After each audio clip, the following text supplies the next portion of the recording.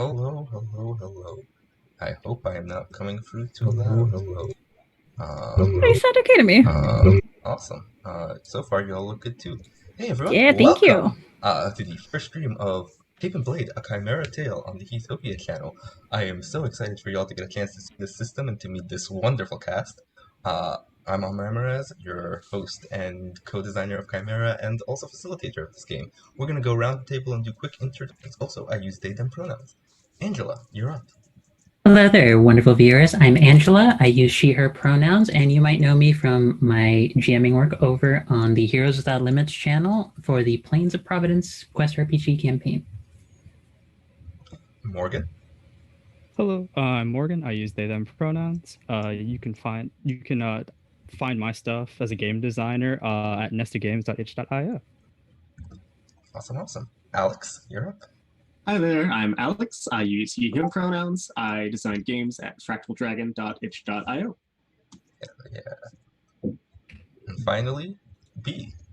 What's up? My name is B. My pronouns are they, them. I'm a podcaster, streamer, content creator, and GM for hire.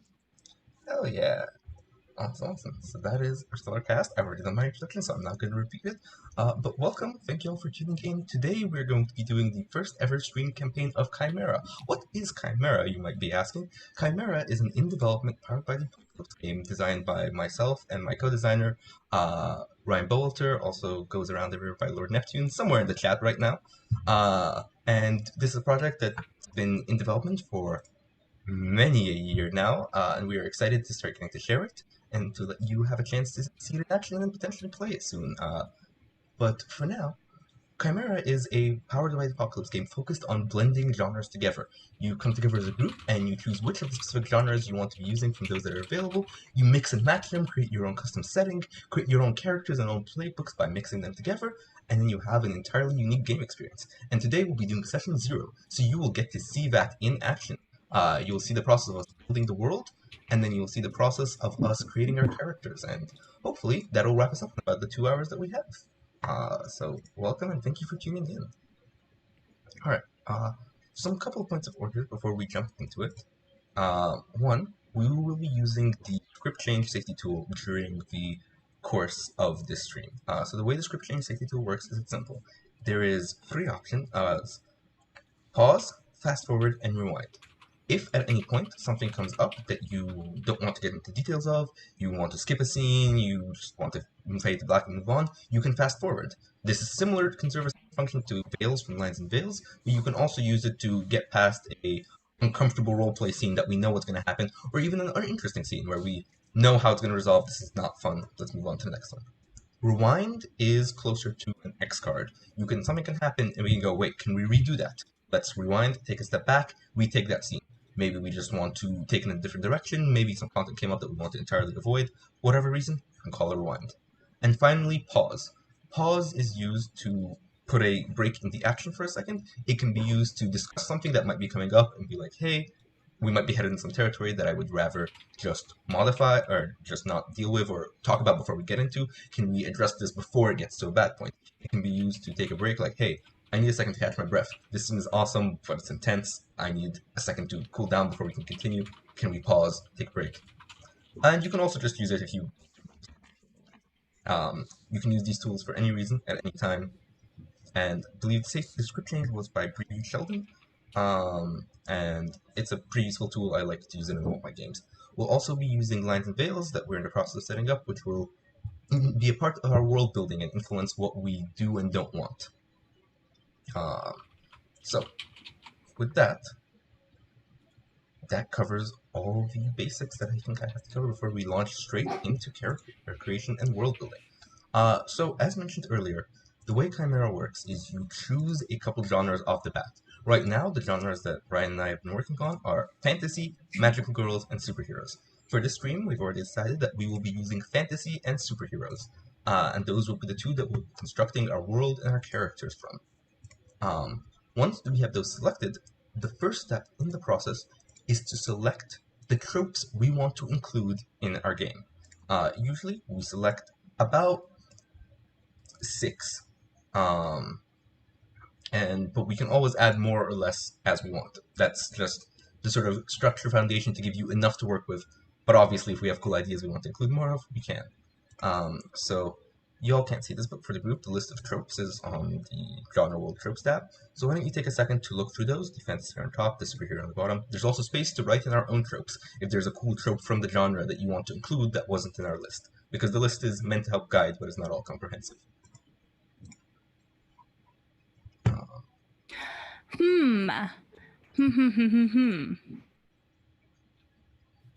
Well then.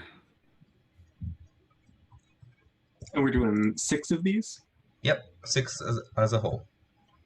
So usually the way I like to do it, since there's 5 of us, is each of us kind of chooses one, unless one is one that someone wants to like completely X. But each of us kind of gets one, and we choose one as a group. But you know, it can be a bit more fluid than that. That's a usual good way to make sure everyone gets something they want in there. Mm-hmm. I think legacy and myth are very important. Ooh, that's a fun one. Is everyone cool with that one? I was going to pick that myself. I was gonna pick that too. Nice. See, I knew this group was good for a reason. I wonder why the alright. LPSC group wants legacy and myth. Yeah, I wonder why that. Weird. I don't know. We're all... I wonder why legacy and myth are very important. Is something we need to go to. Oh, no. Morgan, you had something? Yeah, I was like, questions. So, do we want to lean more into the fantasy or to the superheroes for this? I can tell you that I will roleplay better with fantasy than I do superhero, but that's my own subjective interpretation of this. I don't know what is the unanimous agreement going to be. Yeah, I think I'm feeling more fantasy, but mostly because I've been playing a lot of masks lately, so I've got a lot of superheroes in my life. See, I've been doing a lot of superhero, and I was allowed to do more. But I'm cool with whatever. I appreciate that the chat has already figured out who my character is going to be. Oh, I love it. Hey, fantasy and magic. You have Constantine, we have Cersei, and we have a whole bunch of mages and like others who spellcast. Don't ever take magic away from me. Oh. Speaking of which, I'm interested in the magic and technology are integrated with one another. That's my jam. Yeah, Ooh, I'm 100% down for that one. technology. Not So one I've ever done we'll before, but definitely I'm willing to try that one out. That just sounds fun. You're like, Mhm. yeah, I want a computer, but it's got a ghost in it. It's the only way they function. Yeah, maybe not a computer, but you know. Magic tablet. Yeah. Alright. Just went straight artificer with that thought, so I'm just like, I summon the power of like vines and a giant angry ent because I have a laptop just right here. And it's like, hey, punch. Just hit the button that said summon. Yeah. Nice. Cue all of the Final Fantasy 14 players in the chat suddenly having opinions. Perfect.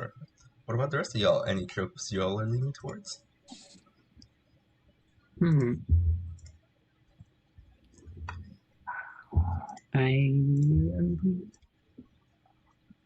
I feel like there's so much fun you could get out of guilds and secret societies are abundant. Just not just for like seriousness, not just for romance and NPC and otherwise, but also just for chaos. I feel like we have to set up from the very groundwork of this a nice, respectable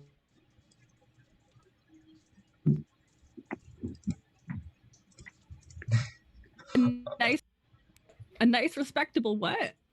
font of chaos. Source of Okay. chaos. Okay. I'm supportive of that. Ooh. I'm down for hitting that as one of our tropes. Alright. Morgan, do you got one? Yeah, no, I was just like looking over to think about, but building off the guilds and secret societies, let's do if your team has a hidden base and we're all in a guild Ooh. together. Yeah, that's fun. Oh, cool. Alright. I think I'm gonna add the superhero trope since we got a bunch of fantasy ones out Yeah, there. I think we definitely need at least one or two of. Yeah, and then I mean we have one more to choose from our group, and it seems we are leaning more to the fantasy side. So maybe the collective one we choose might be a fantasy one, or we write in our own fantasy one. But I figured we got at least some superhero influence weaved into the world. I'm gonna go with if we've got I want to say superheroes grapple with the root causes of villainy, if everyone's cool with that. That's a really interesting one. Can you elaborate on what that means to you a little bit? I mean, it's like the usual superhero fiction is like superhero comes up, punches a villain, goes home, right? And this is more about like, well, what do you do to stop the villain from ever being a villain or thinking that is the only option they have to them in the first place? How do you make your community better without just... Yeah, that's sometimes good. You gotta, it's like if someone is running through and like causing mayhem, you gotta stop them from hurting others, but how do you stop them from getting to the place where that happens in the first place? We're not just going to be Batman who is going around beating up poor people. We're going to be if Batman actually did social work instead of just vigilanteism. Nice. So with that, we have one more trope. We can either write in one as a group, or if anyone has one they're leaning towards and wants to raise it, and then the group can say yay or nay. I'm leaning toward one. Someone's highlighted it, so maybe I'm not the only one who's doing this. But fantastical creatures have complex and diverse personalities. This is how we get so many familiars. I'm very into that. That's my jam. All right. Is everyone cool with that? Sounds like from everyone's reactions that that's one that Okay, so we have guilds and secret societies are abundant. Magic and technology are integrated with one another. Legacy and myth are very important. Your group works in a guild together. So if you go to the world building now, you can see the full list has copied itself over, so we can see it all in one place. That's so satisfying. On the right side. So, guilds and secret societies are abundant. Legacy and myth are very important. Magic and technology are integrated with one another.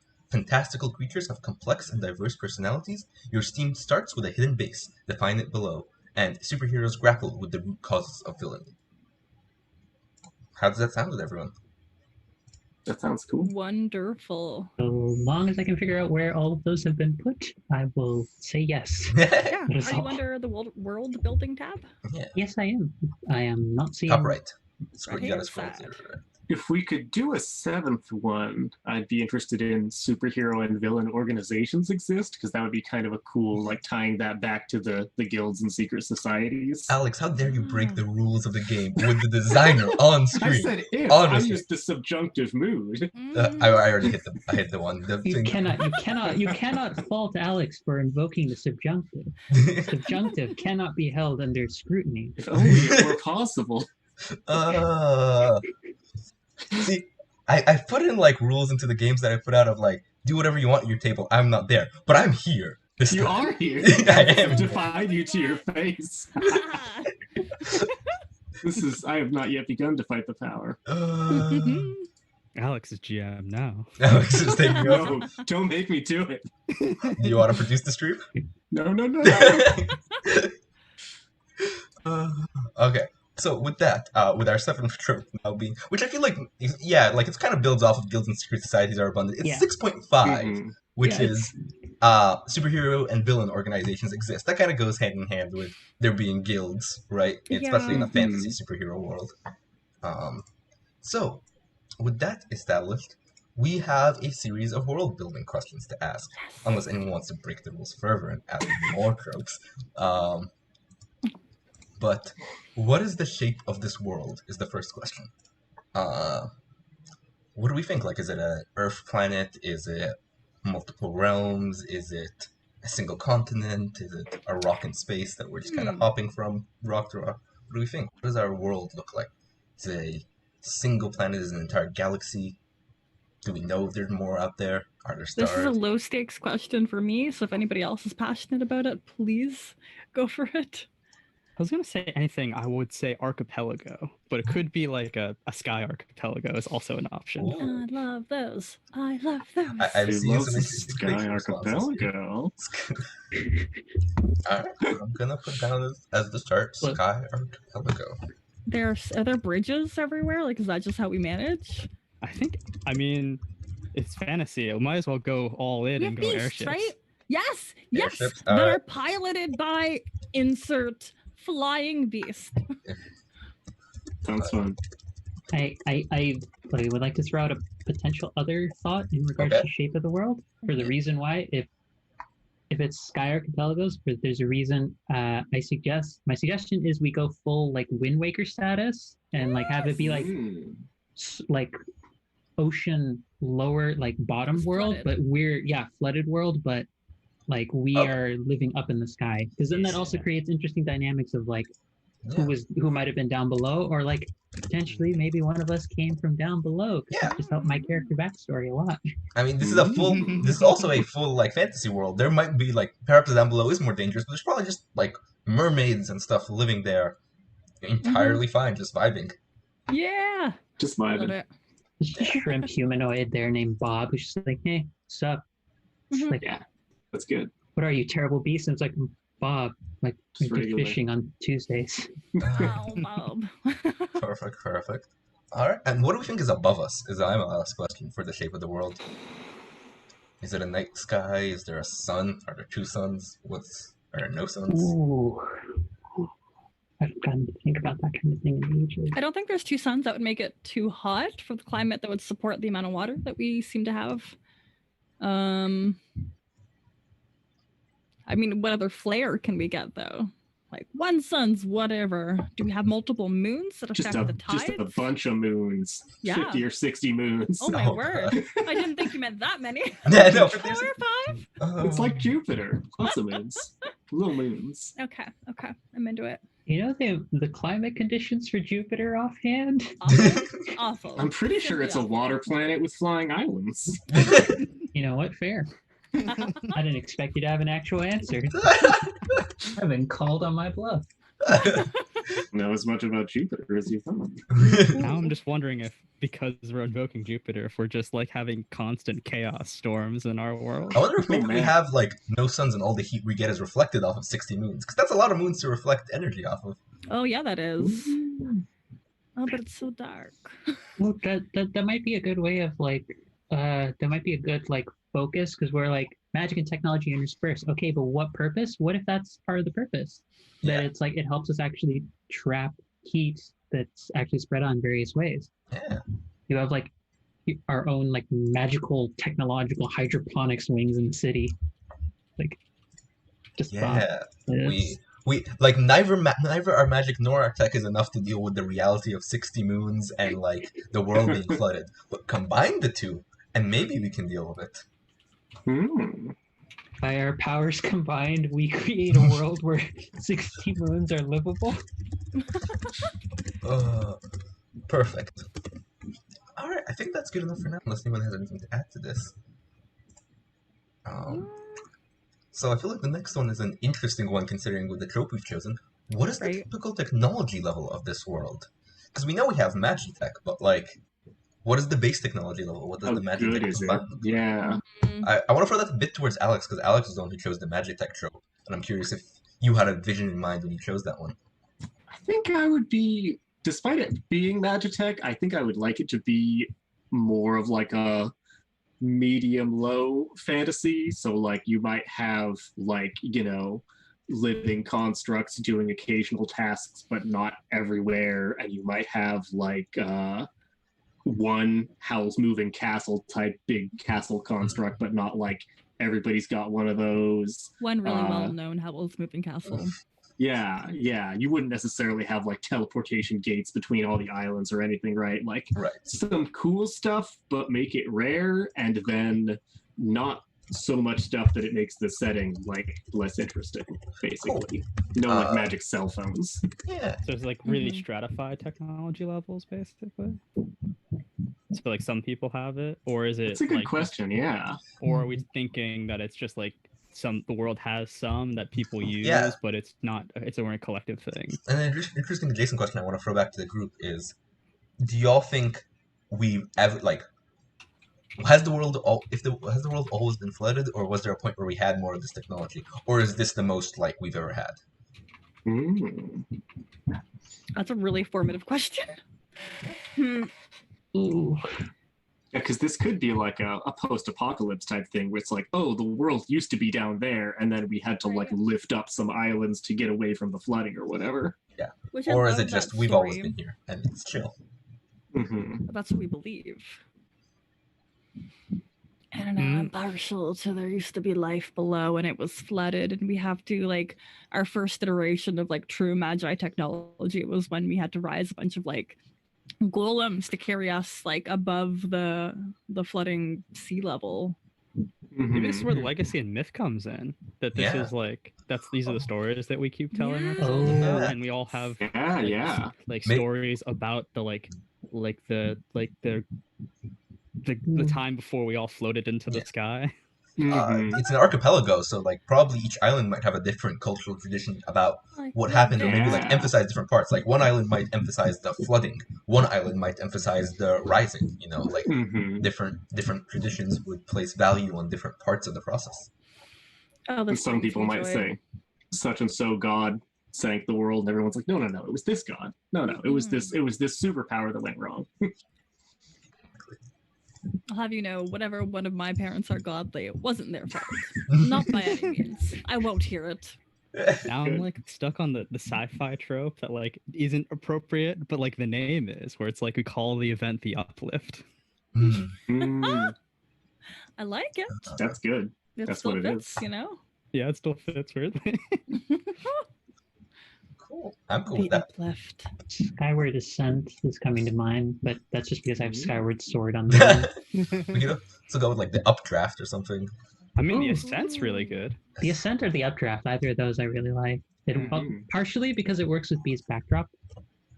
Right? Yeah. You Now did I'm the just first thinking if world this was building. a TV show that Didn't like B's I? backdrop is like the title crawl, where they like give the Yes. narration of This like is- the backstory of the world. This is correct. This is the correct way to approach our world building. We pull from our visuals that we have. Ting in the chat made the beautiful comment. It's not internet, it's Skynet. Oh my god. Why? I died at the outer net, but Skynet is so much worse. Ting, I respect you. Far less now. I respect you more, Ting. I appreciate you. But okay, perfect. Okay, it works. Yeah. So I guess to go back to Morgan's question, is there any stratification, and is it between islands? Is it between groups of people? How is it at the technology level? Because the other option is it could be technology is a collective good too. Yeah. Could go either Yeah. way. That's kind of what I'm leaning towards, because I think my fur begins to like rise up when I hear like a word like stratification, because that gets too close to like, hey, let's build in classism and technology access disparities from the beginning, and I'm like, Right. I Yep. deal with that enough already. Thanks. That just gives us an idea. What themes do you want? but maybe there's another way of approaching it That's what where I'm wondering about. well, maybe it's more a matter of like Guilds? practical usage, Mm-hmm.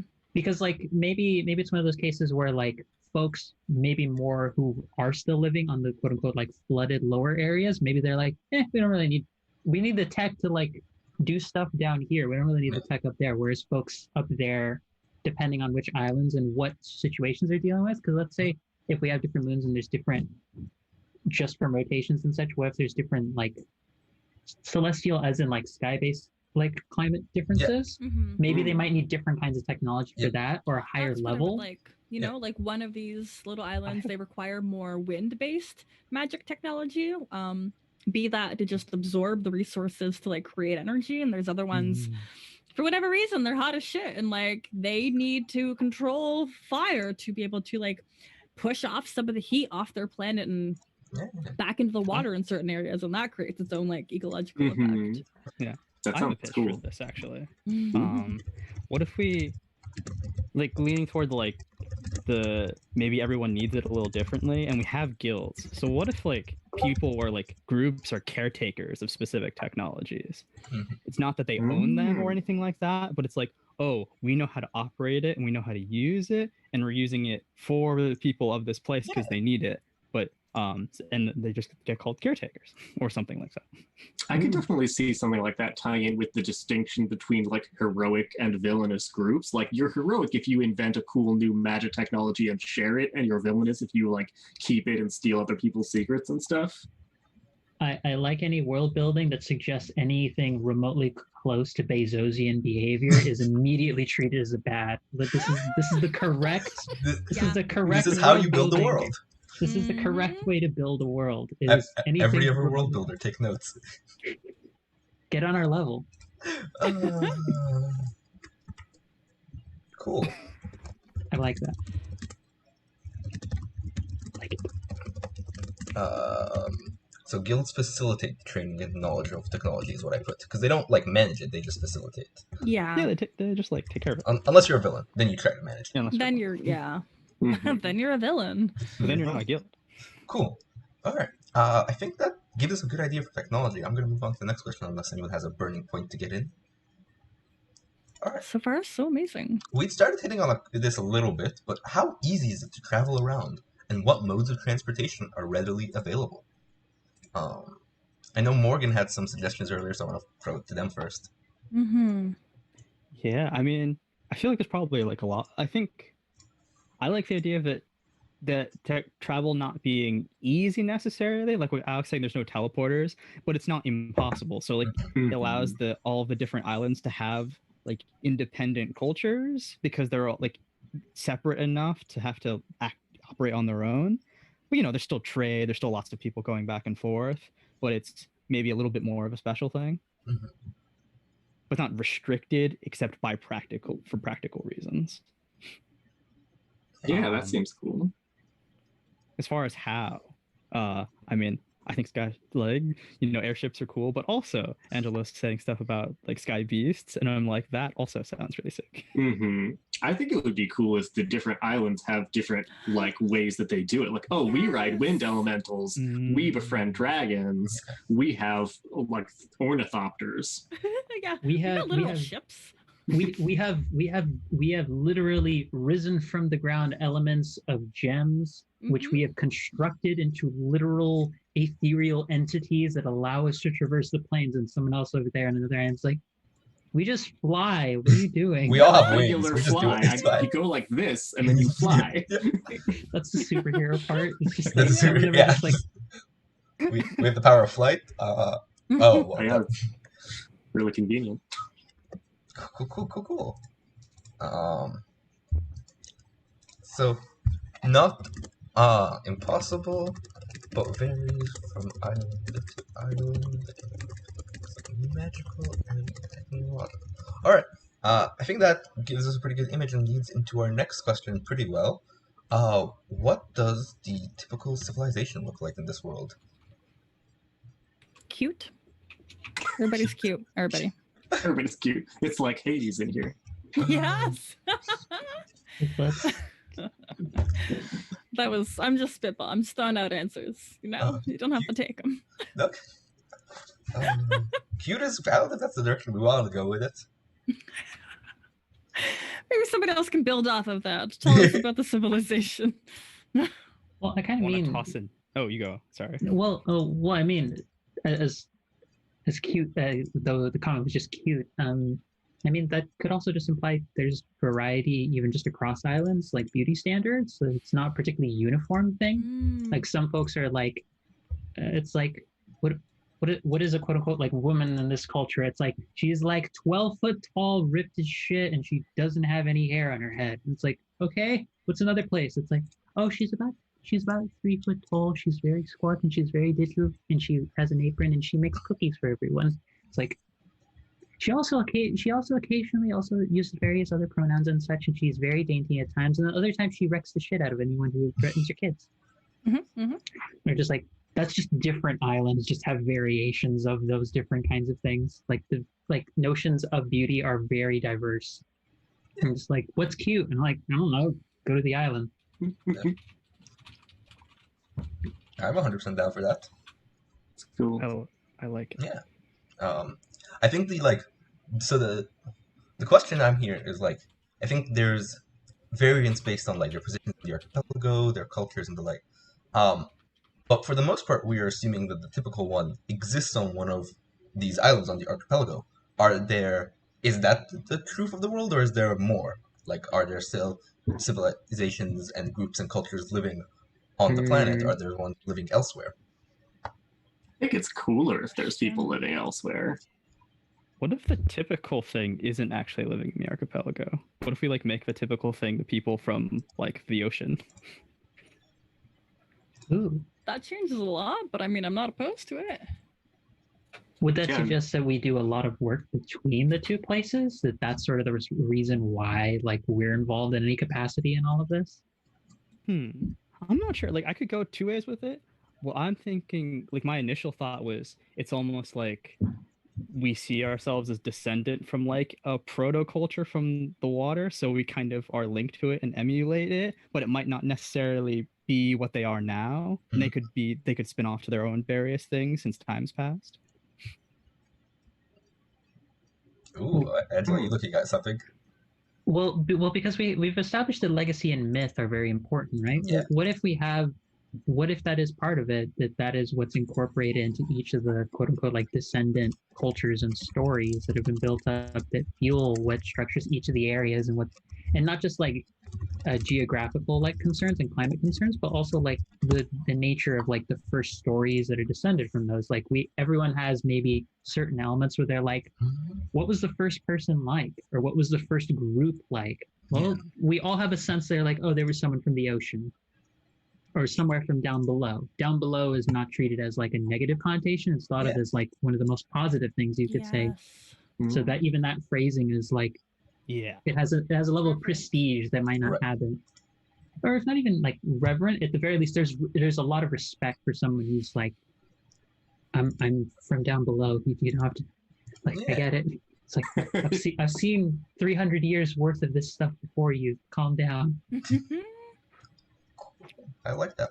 I also wonder, so like, what is the what is the state of the oceans on the planet? Like, is it one where there are sedentary groups, or is it more like there is no consistency to the ocean that most of the groups down there have to travel more or have to adapt to that?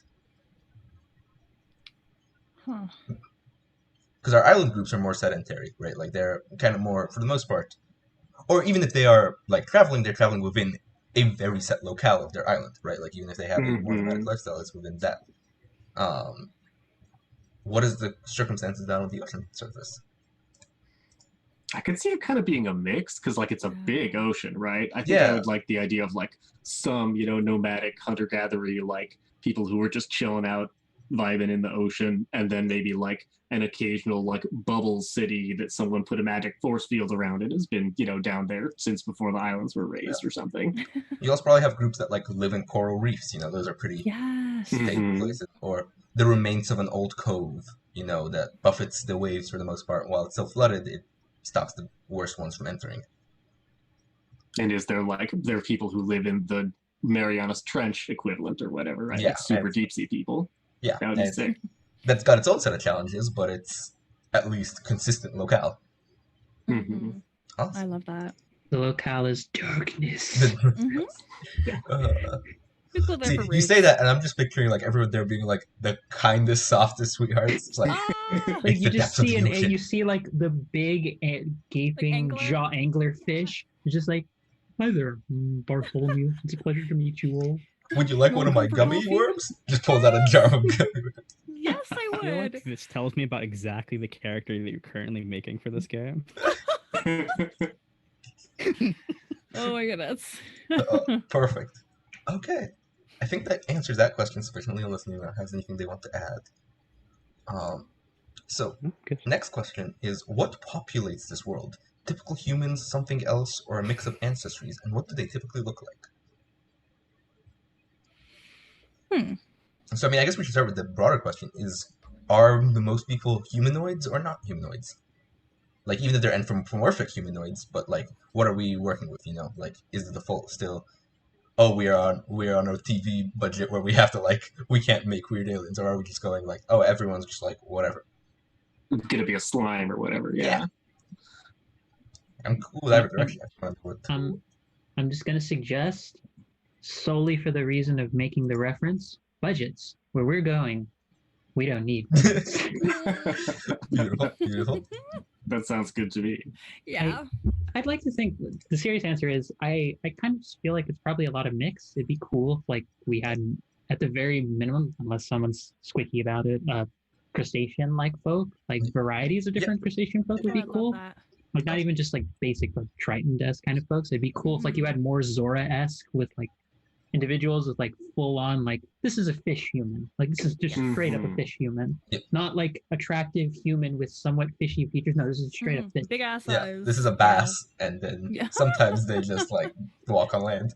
Occasionally, for whatever reason, they sing like the same 4 songs, and they just chill out and like for some reason. It's a better friend. I felt bad as I said the joke. Oh dear. Beautiful, beautiful. All right. So Bree's gaze, and I immediately the bee's gaze, and I was immediately like, I have made a mistake. Okay. Not disappointed, just a little. Perfect. So I have to ask a question then. Okay, actually no, less question, more comment. I guess it's implied. Hi, yes, panelists. I have less of a question and more of a comment. Get out. It's actually this is a 2-part comment. Yeah. I'm gonna be here for 15 minutes. No, but I think like I guess this implies that like whatever, because we mentioned that sort of there's a tie to the legends and myths of what happened in the event that like caused the updraft, right? And that implies that even before the updraft, there was a very non-homogeneous, like diverse civilization and cultures of like with all sorts of creatures, which is cool. Yeah, I like that. I think whatever, I mean, I know we haven't talked about character creation yet, but I'm going to just put out some of the ideas that I've thought of right now. If I am a demigod and one of my parents is potentially the godlike folk and they reside down below because that is where we worship them, I would love if they had some kind of like I'm digging the crustacean vibes. Like we'll check in a moment with everybody, but like those feelings, but like I just love that good old hard carapace, like knock knock and you're strong. Yeah. Why are you God? Because literally nothing can break my shell. Except mean words. Those will do it. Oh gosh, those crush me. You think this is made of chitin, but it's actually made of dreams. On that delightful note. Don't hurt the dream chitinous creature. No. On that delightful note, I think we've already gotten a good amount done for this, but how are people typically governed in the world, and how do most folks feel about that? The idea of having guilds puts me very in mind of a like Renaissance Italy type, a bunch of little city-states that all have conflicting interests and are squabbling with each other, but are like low-key peaceful and independently governed. How does everyone feel about that? Yeah, That it was my might. vibe already. Yeah, it was also my vibe, but it might be like just as a clear way of stating it. Maybe it's also like there's a clear understanding of like, okay, here's like this area over here, yeah, these like 5 things right here, yeah, don't fuck with any of this, and every one of the islands is like, yep, yes, we agree with this, we don't touch this everything below that on the topic board, free reign, do whatever you want and squabble over it. You're like, you think your artist in the other island sucks? You think this person gave the original cover to this song and is the reason why like your group is the best at singing? Feel free. Yeah. But these 5 things about the world, probably like the world-shattering stuff, like, haha, I have a supervillain who is planning to drop one of the islands down. Like, no, we don't. All right, back it up. Perfect. Yeah. I guess so. Adjacent question that I have to that is, are the guilds independent from any sort of like individual governance the cultures have? Are there cultures that are governed by the guild, or do the guilds like is like, oh, this is the guild that deals with like farming tech and they are on this island, or is it this is the guild that deals with X tech and they just kind of span across everything? What's easiest for you at this point? There is We've no already set up here. some really complicated world stuff. That's fine. It's all in my head and on the Like notes. 5 world builders in one chat. This is just what's going to happen. Yeah.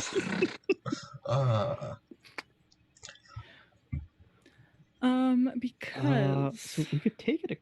Oh, you go, B. Sorry. Oh no, I don't actually. I just like to say words to fill in the time. Okay. No, I don't have an answer, but I have like options we can throw out and see how everyone feels. Yeah.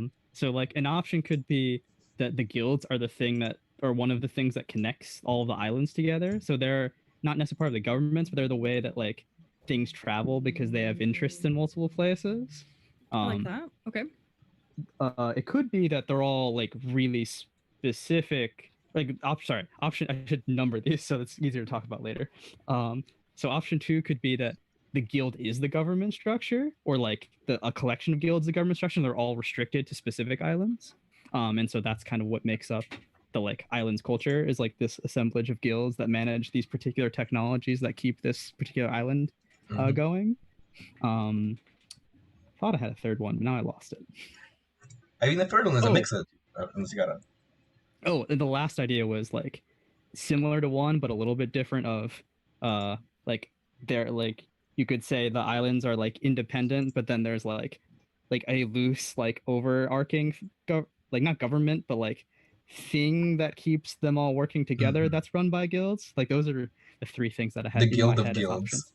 Yeah, like it's sort of like, it's not like a government so much as probably like what Angela's saying was like, here are the rules, and one of the rules is like, oh, here are these established guilds, but that's the one I'm maybe least interested in, but it was an idea I had. Mm-hmm. The travel. You go, Alex.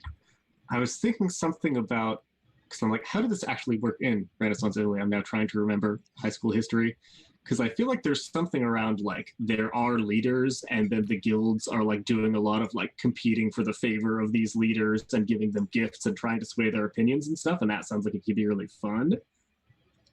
Yeah, usually with like Renaissance Italy, it was like ruled a lot by like wealthy noble families, Right? Yeah. Somehow still, Which is a thing that we are sort Italy. of staying away from a little. Yeah. So, but perhaps Like, I don't maybe know there if we is need like a monarch. so. It does seem like there could be an interesting dynamic between there being like, hey, these are guilds as independent entities, and here are like cultures and groups of people just living together, and like the guilds are sort of the connecting glue between that in some way. I'm comfortable with that. Angela? So guilds are sort of just helping facilitate trade and things of that sort? Yeah, like they would be facilitating exchange of information and technology for the specific areas they were part of. So like if you had a guild that was part of farming, they would facilitate trade of technology. Like, oh, this island discovered a way to farm on like rock that hasn't had water on it for like 300 years because we haven't been near the water. We're going to facilitate that to the other cultures so that everyone has access to it. And it's in our interest to cultivate good relationships with everyone so that we can keep getting new information to give back out. And people might have varying interpretations of what is a good way to keep good interests. Yeah. It's like, well, if we give them more of this good that's useful, like during the one festival that happens like every like 70 years, of course they're going to be interested. It's like, if we don't appreciate you taking our stuff, we would like it to stay here. That works because there has to be some like cause for conflict, but this seems like a good way to cause the conflict without instilling capitalism. Yes. The goal here is to not reinstill capitalism into the world. Yeah. And I mean, like, there can also be conflict on, like, individual levels, right? Like, without it being necessarily, like... World-spanning levels. Right, and also, like, I mean, even though the structure is there and the structure is cool in concept, like, there could be areas where, like, it falters. Like, it lets things slip through the gaps that cause, like, issues that need to be addressed. Because even a really well-thought-out system can falter in the face of reality. For sure. Even if it's not inherently flawed. So with that covers all our world-building questions. So I'm just going to give a quick summary of everything we've got. This is sort of anyone's final chance to add in the last feedback and or X or no or change anything that they're like, actually on rehearing this, I'd rather not. So the general shape of our... so we have 7 tropes, which I will repeat one more time. Guilds and secret societies are abundant. Legacy and myth are very important. Magic and technology are integrated with one another.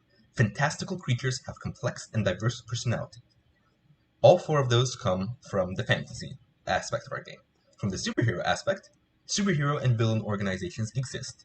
Your team starts with a hidden base, which we will define in a moment, and superheroes grapple with the root cause of villainy. Those are the 7 tropes we were working with. From that, we constructed a world, which is a sky archipelago. The planet below it is entirely flooded and ocean. The sky above it consists of 50 to 60 some odd moons. We never really settled on a number. I don't know if anyone has an accurate count because it's hard to identify all of them. Probably when you It's have part of the reason we fight. yeah. And I feel like probably there's some like I think there might be for the most part like people disagree over like number of moons, but respect other people's counts because like different people might see the different numbers of moons for different reasons or meaning different things. We can explore that. But beyond that, the typical technology level of the world is your sort of standard fantasy level. There's some cool magic tech, like some cool constructs, some mix of like some fancy farming gear, but it's mostly like fantasy-esque, with some remnants and scraps that are not easily replicable of higher magic. There is no Skynet, unfortunately, as much as we would all like it. Angela might not like it, but that's okay. No, I'm just like that phrasing was like, there's no Skynet, which is sad. And I'm like, that phrasing is, no, that's a good thing. That's a good thing. And then, beyond that, technology is pretty communal. There is no stratification of who has access to technology, and the facilitation of transfer of technology and knowledge is handled by the guilds, who are usually focused groups who have an interest in propagating the knowledge of a specific type of technology from one area to the other. One interesting question that we should ask that hasn't really come up. When we were answering this, we were focusing mostly on the Sky Archipelago. What does the technology on the ocean look like? I think we'd kind of leaned towards they're less reliant on it. Like perhaps they have like a more natural way of going about things. That it's just not as heavily represented down below. Okay, we can explore that. Awesome. Yeah, I think it's interesting that perhaps like a lot of the folks who live in the ocean are creatures who had always lived in the ocean, and so it was no great shift for them to adapt to a new style of life. They probably still have technology that's equivalent to the technology at the surface, or the Sky Archipelago. I feel like the Sky Archipelago technology, for the most part, is driven by necessity and need for survival and enjoyment, whereas the technology created on the ocean surface is just your sort of usual development of technology along, like, not to address specific needs, but to address wants and interests and the like.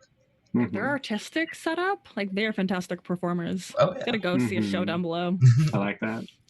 I kind of wonder if that also might be grounds for like part of the reason, because it seems like on the meta level to apply to the actual like narrative level, like we haven't focused as much on the superhero part.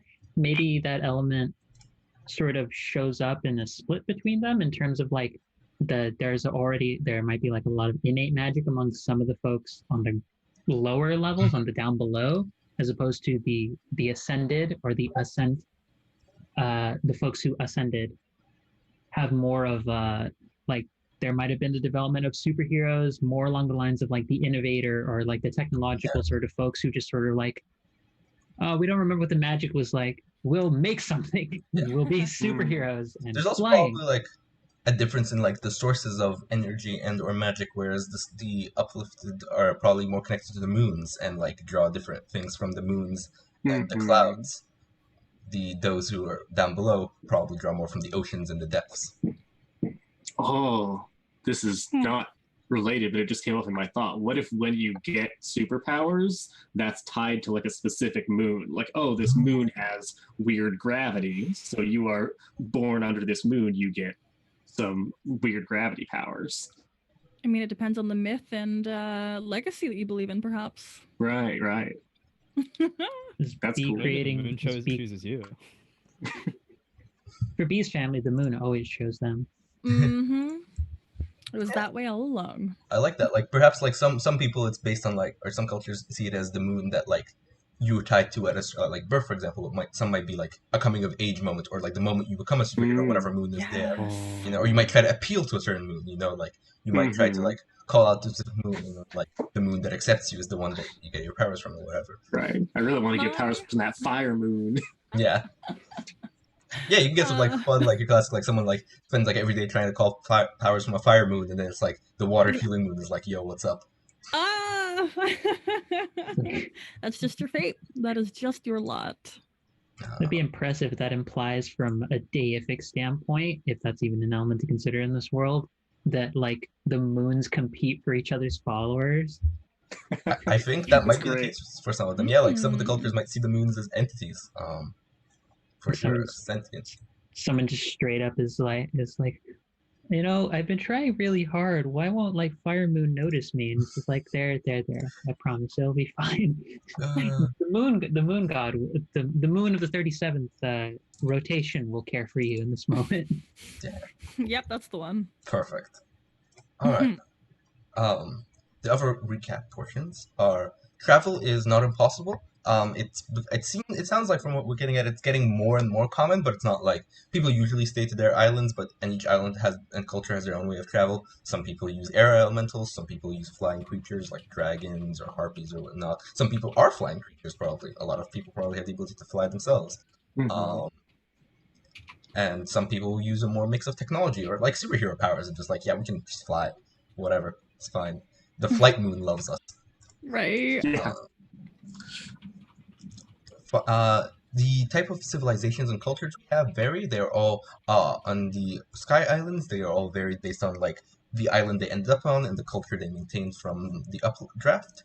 On the down below, it also varies based on the type of locale. Some of them are nomadic in areas of the ocean where it is tumultuous and they need to travel. Some are sedentary in like areas like coral reefs or old coves or the Marinara Trench.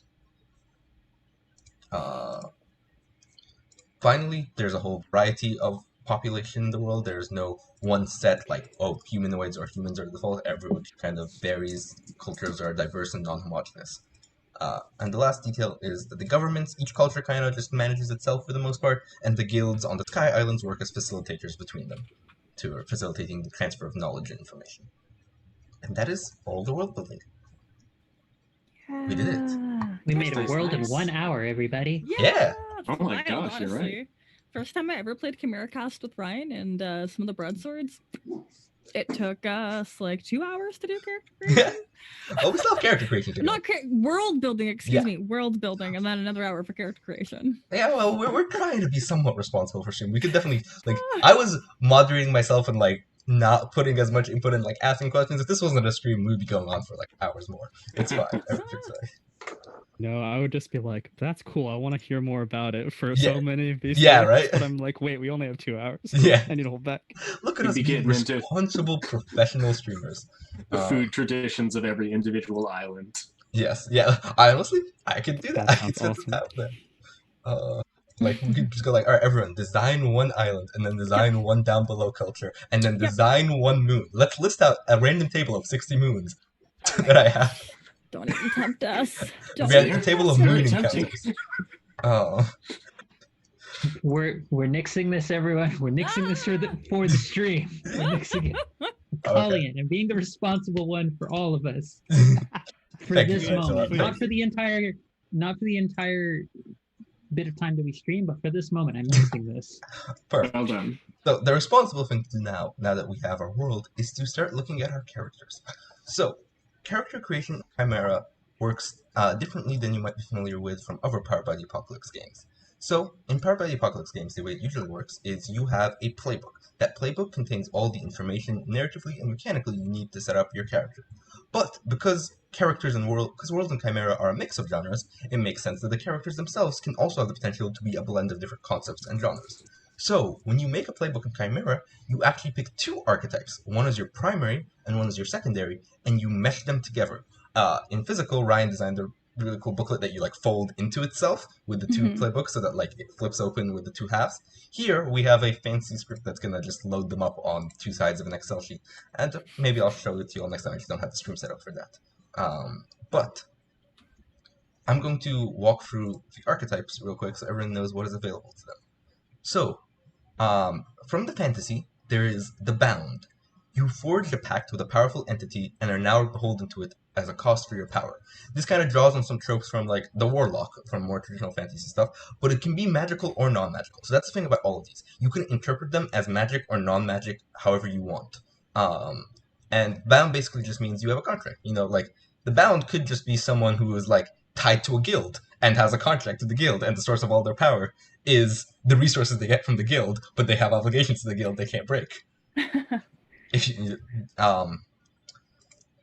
The Devout is someone whose power comes from devotion to some entity, usually a divine entity, but again, can take it wherever you want.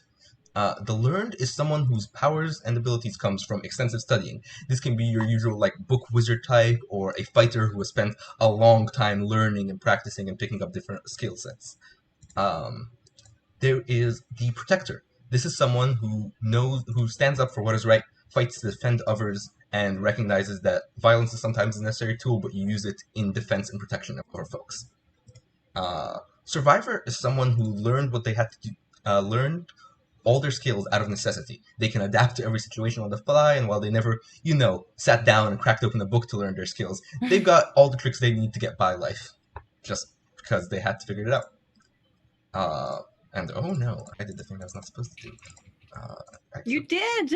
I will fix that. Darkness has encompassed us all. Yes. There's I will fix nothing that in a couple left. seconds. Darkness has arrived. Sorry about that, y'all. Supreme darkness. In the meantime, the last one from the fantasy archetypes is the Wanderer. The Wanderer is someone who has traveled around for most of their life and who has you're sort of your Aragon type from Lord of the Rings, someone who's picked up on a variety of knowledge and skill sets from their journeying and their traveling. See, I can do this while multitasking. It's fine. Wow, Yeah, that was yeah. actually very That's impressive. that is remarkably impressive. Now the superhero archetypes. There is the Chosen. You have been chosen by a special focus which grants you the power to transform yourself into the ideal superhero. This is someone like Green Lantern or She-Ra or Deku from My Hero Academia, or even like Iron Man to a degree, where you have all your powers tied to this one item that grants it to you and you're just a normal person outside of it. There is the Demigod, you're literally just born for both a mortal and a deity, and you are struggling with your immense powers and also just being a normal person. The Hopeful is your kind of Spider-Man, your Luke Cage, your Daredevil, someone who wasn't born with powers but has them and is trying to do good with them. The Innovator is your inventor type, your Batman, your Tony Stark, someone who gadgets their way into being a hero. The Stranded is someone who was stuck here from another world or from another place. They are away from home and are trying to find a way back. This is like Martian Manhunter or America Chavez, if you're familiar with those characters. Someone who is out of place and out of home trying to get back. And finally, there is the Weapon, who is just someone who's been created or trained to excel at combat. This is your classic, like, I have no powers, but I know how to punch or stab or shoot real well. Hawkeye, I see you. So yeah, those are the 12 archetypes. When you make a character, you choose one to be your primary, which is sort of the more central focus of your character, and one to be your secondary. You can choose any combination of two. You can make them. And the usual is to like take one from fantasy and one from superhero, so you have a blend of the influences. But you can, if you so wish, take two from the same genre. And so you could be a double fantasy, and perhaps you're not as tapped into the superheroing side of the world, or you could be a double superhero and not tapped into the fantasy side. So at this point, everyone needs to take a look at the archetypes they were interested in and make the choices. I know some people had some directions they were leaning to if they would like to share. Mm-hmm. Angela I don't and know. Dee already I'll have go some. first. Angela, do you go first? I can go first. Okay. I have leaning personally towards the learned and the hopeful. I was originally thinking the learned and possibly the chosen, but I read over some of the moves and the hopeful, and I was like, "Oh, be still, my sweet, like calm summer child superhero heart. I will choose the hopeful." So I'm leaning towards the learned and the hopeful. Primary being the learned, the secondary being the hopeful. Everyone sound good? So Sound good to I'm everyone? gonna be honest. Oh, I'm super hyped for that. Awesome. Alright, so I'll put that in, and we will load Angela's sheet. B, you were gonna say something? Yeah, I just wanted to make sure because I hadn't really looked at the moves. I was just really motivated by the names, and like what they stood for. Yeah. Okay, so I'm just peeking the moves really quick. I really am into the bound moves, and Mm-hmm. looks like heck yeah. All right. The demigod. I think I'm pretty happy with this one as well. Okay. So as I mentioned off screen when B told me this, B has decided to choose the two playbooks that look at the mechanics and go, what if we make them complicated? And so B gets a double dose of that. I'm excited. Does it sound good with everyone else?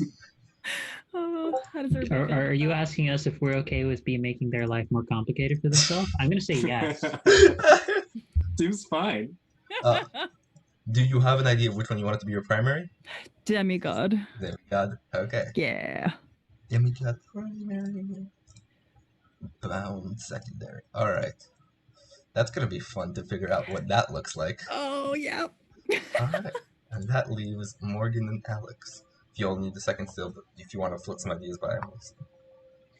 I'm interested in the innovator Mm-hmm. because I like the idea of sort of using the combo magic technology, maybe being a sort of a support character, Yeah.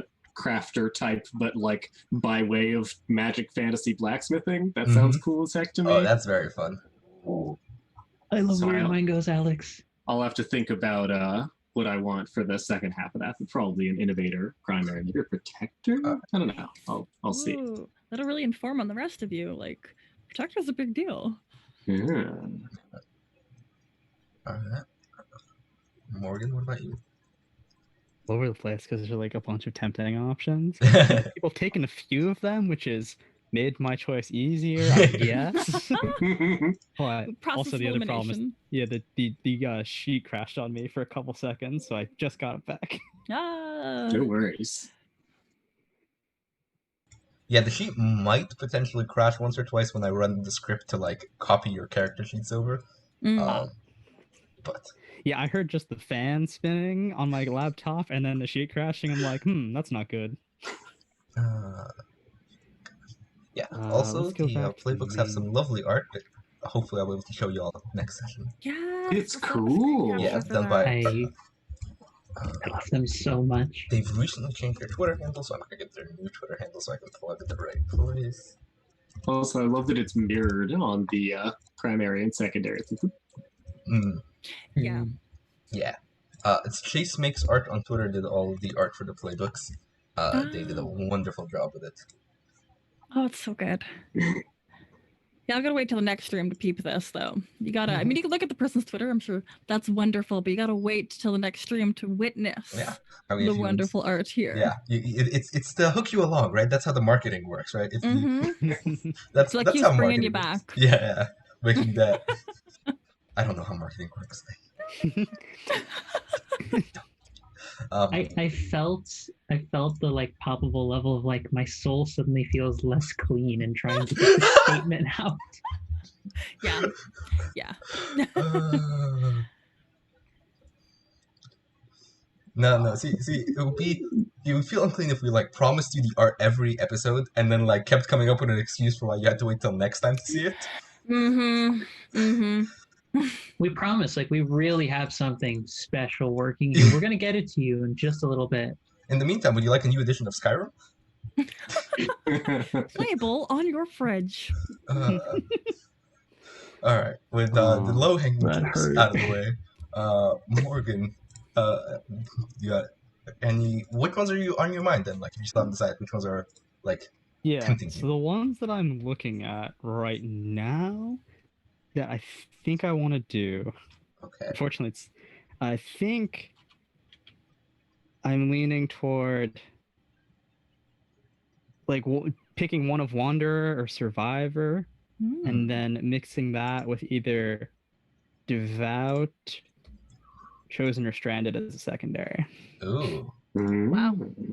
Yeah, So I was like, that's- I just have like there's a lot of ideas, but Yeah. so I had like other ones, but then they got scooped by everyone else. So I'm like, Oh no. I'm willing to trade if I took one of yours. No, I mean, I was leaning a little bit toward Learned, but I also have like 6 ideas, so it's not like it really Okay. would have really hurt to have it taken. I like can do something. I can do all of like a lot of them. So it's not really a problem. Well, you I'm just, see like, here, looking- you see here, classes, we're dealing with a classic case of character creation indecisiveness. We have too many ideas, and we can only play Everyone one is of them. too nice. Me Yeah. just going like very. That just means I made a good game. Yeah. Yes, so right now I'm just looking at the moves, see which ones like really appeal to me, and then I'll grab that That's perfect. playbook. What? I'm just trying Let's to while Morgan does that, figure let's bounce back to Alex for a second. What are you looking at for your secondary? Do you think? I'm just looking over the innovator more. That's fair. Because it's cool. I love that you can create a new gadget with the purpose of mimicking another character's ability. That's so fun. Wait, mimicking their ability? Oh God, no. Right. Nope. So good. Nope. Don't touch my stuff, Alex. I won't touch your stuff. I'll just remake your stuff. Hey, I got this reality manipulation through legitimate means. Terrible backstory trauma. Uh-huh. Oh, yeah, I guess. Fair enough. Legitimate means. Beautiful. Right. We'll take a couple seconds, but I guess to walk everyone through the sort of first step that you gotta do. It says name.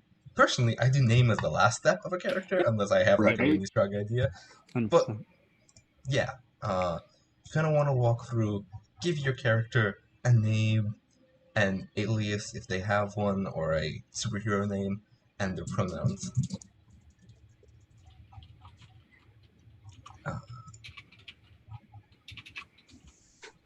Oh, okay. The Protector has a move called Every Battle is a Dance, so I will be taking that. Love it. That's all I need. Known that. I should have That's all I need to known. know. That was so good. Okay, I got my primary now. Okay. I think I know which one I want. I want Wander for primary. I'm just figuring out the secondary. Cool. All right, Alex, is that a Protector secondary lock-in? Yeah. Cool. I mean, I may flip around what I have on primary and secondary, but I think a Protector Innovator, one way or the other. Yeah, if you want to take a second to think it through before I load it into your sheet, or I could load it and we can reload So it. what exactly is the difference, for our audience who hasn't familiarized themselves with this already? Yeah, so the difference between the primary and the secondary archetypes, for the audience entirely, is that every playbook has a signature move that it sort of defines the heart of its playbook. Every battle is a dance is the Protector's one. With your primary, you start with your signature move. With your secondary, you can advance into it later as one of your first advancements if you want, but you don't start with it. The primary is sort of like the part of your character you are more in tune with, that more strongly defines you, and the secondary is a part that you are growing into more slowly. You get a bit more backstory questions from your primary, you get your relationship questions more from your primary, but you still get elements of your secondary weaved in. You start with a move from your secondary, just not the core one. Yeah. Nice. Cool.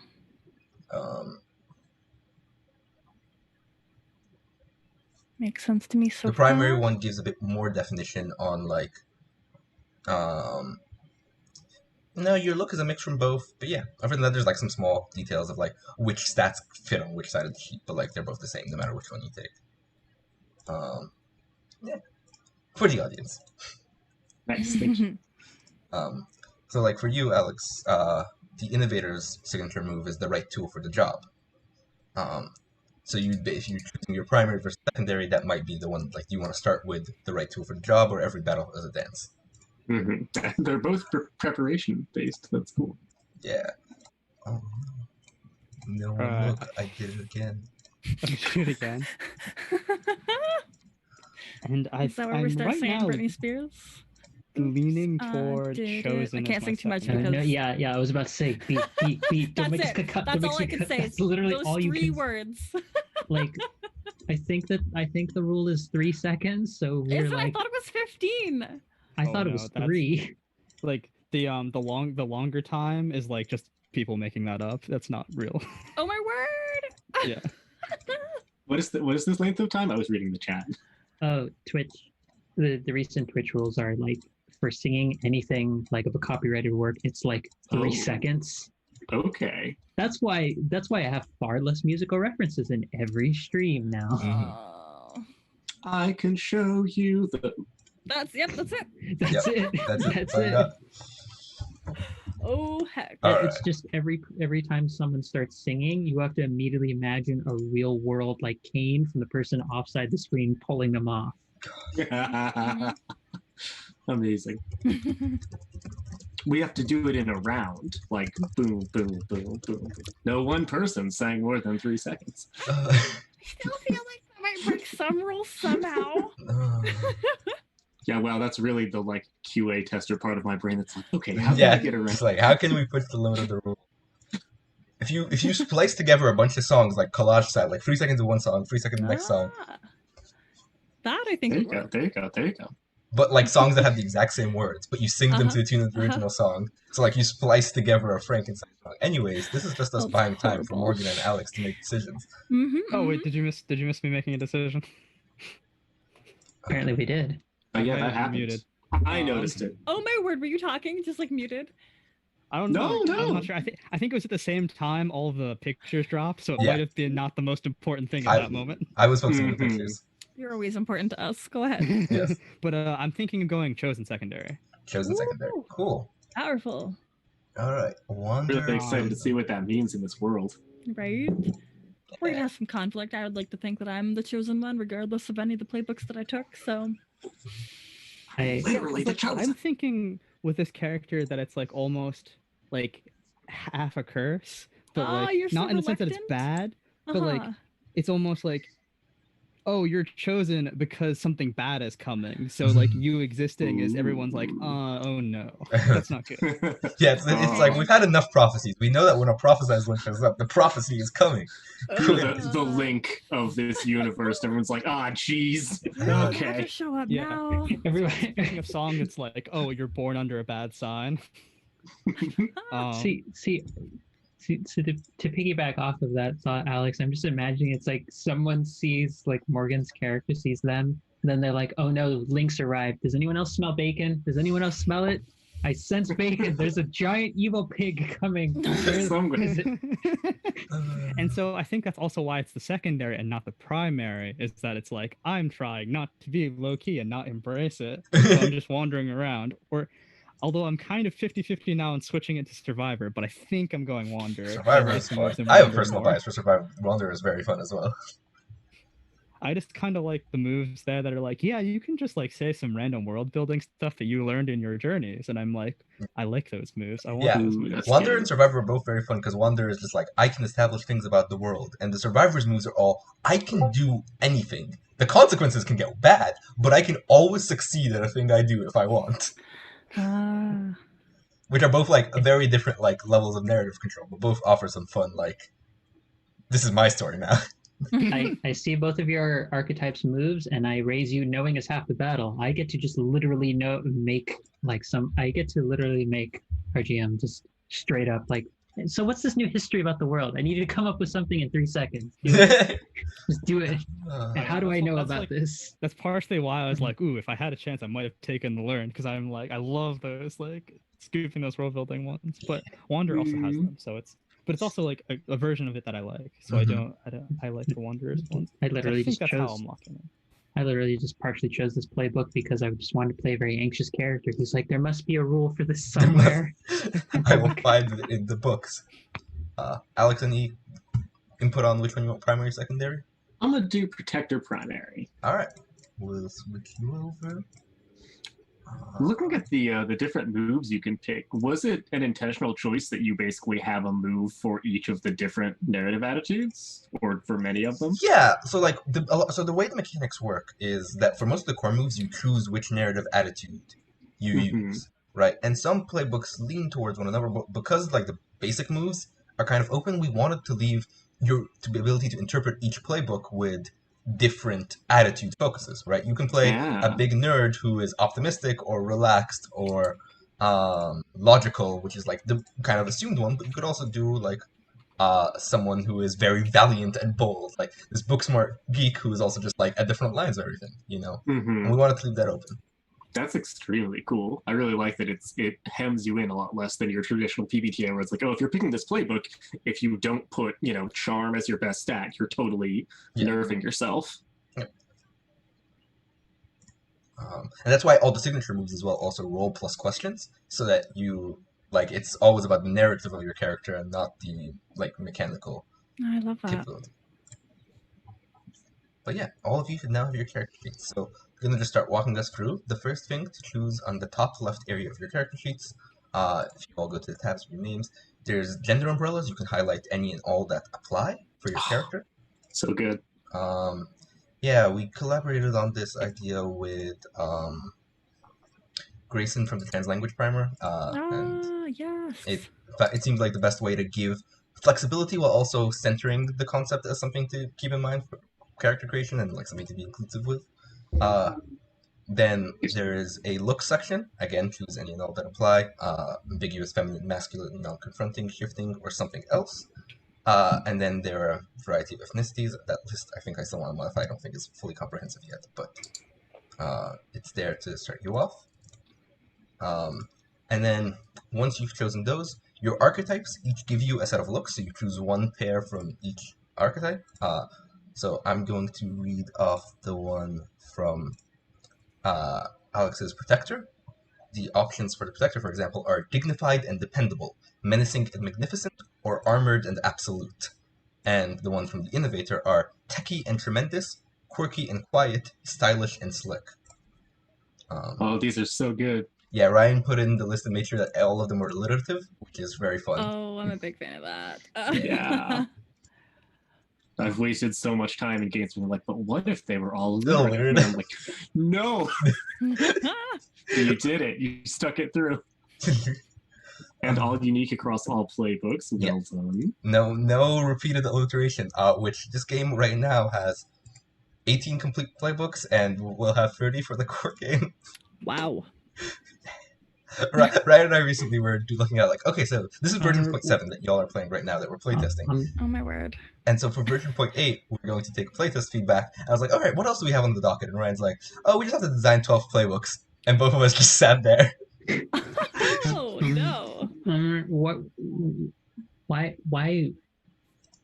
have you done this to yourself? That's why. Just the letter Y. Yeah, actually, yeah, not even a full the word, just the letter Why? Y.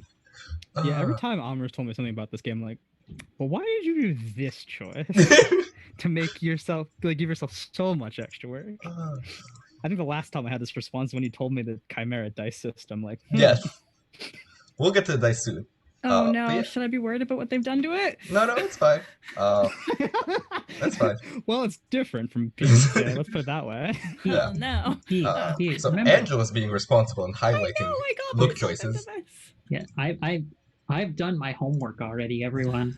I'm that person in the group Angela's being the project. responsible student. Playing up to your playbook, I see. Yeah, exactly. How does one select an option, for example? Text or block highlights is probably the best way to do it. Like just with Google Sheets tools. If you peep mine, I've been block highlighting my stuff.